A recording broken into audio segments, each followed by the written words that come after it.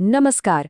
आज बात करेंगे बांग्लादेश की, जहां एक ऐसी सियासी वापसी हुई है जो वहां के भविष्य को पूरी तरह से बदल सकती है। तो हुआ ये है कि बांग्लादेश की बीएनपी पार्टी यानी बांग्लादेश नेशनलिस्ट पार्टी ने एक जबरदस्त वापसी की है। 299 सीटों वाली संसद में 200 से ज्यादा सीटें, मतलब एक तरफा जीत। तो सवाल ये है कि आखिर ये हुआ कैसे? इस जबरदस्त जीत के पीछे कौन है? और सबसे बड़ा सवाल, बांग्लादेश के लिए इसके क्या मायने हैं?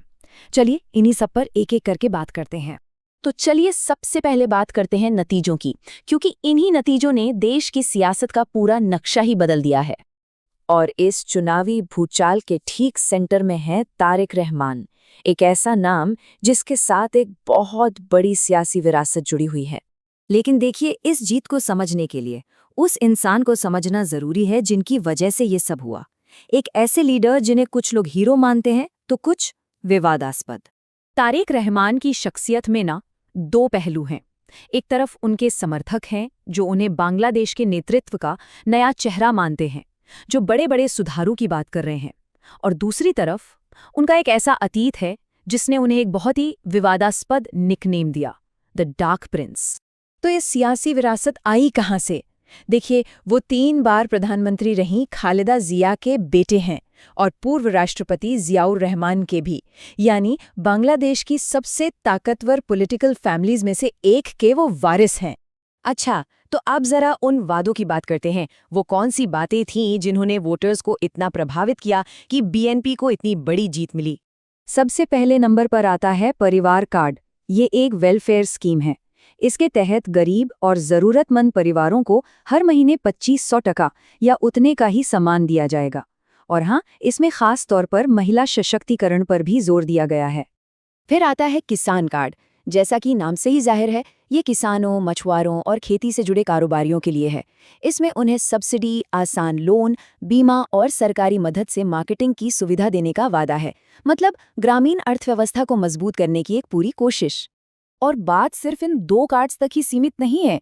बीएनपी ने हेल्थ केयर, एजुकेशन और रोजगार के क्षेत्र में भी बड़े बड़े वादे किए हैं, जैसे 1 लाख नए हेल्थ वर्कर्स की भर्ती, सभी स्कूलों में मिड डे मील और युवाओं के लिए 4 करोड़ पक्की नौकरियां बनाने का वादा। साथ ही महंगाई के हिसाब से सोशल सिक्योरिटी भत्ते बढ़ाने की भी बात कही गई है। अब तारिक रहमान की वापसी को पूरी तरह समझने के लिए हमें थोड़ा पीछे जाना होगा, उस दौर में जब उन्हें वो नाम मिला था, द डार्क प्रिंस। आखिर ये नाम क्यों पड़ा? तो देखिए, 90 के दशक में उन्होंने राजनीति में कदम रखा और बीएनपी में तेजी से आगे बढ़े। 2001 से 2006 के बीच जब उनकी मां प्रधानमंत्री थीं, तब कहा जाता है कि वो एक शैडो प्राइम मिनिस्टर की तरह काम करते थे, जिनका असर बहुत ज्यादा था। लेकिन फिर 2006 से 2008 के बीच एक केयरटेकर सरकार ने उन्हें मनी लॉन्ड्रिंग और साजिश जैसे कई गंभीर आरोपों में गिरफ्तार कर लिया। और बस इन्हीं सब घटनाओं की वजह से उनके आलोचकों ने उन्हें डार्क प्रिंस कहना शुरू कर दिया।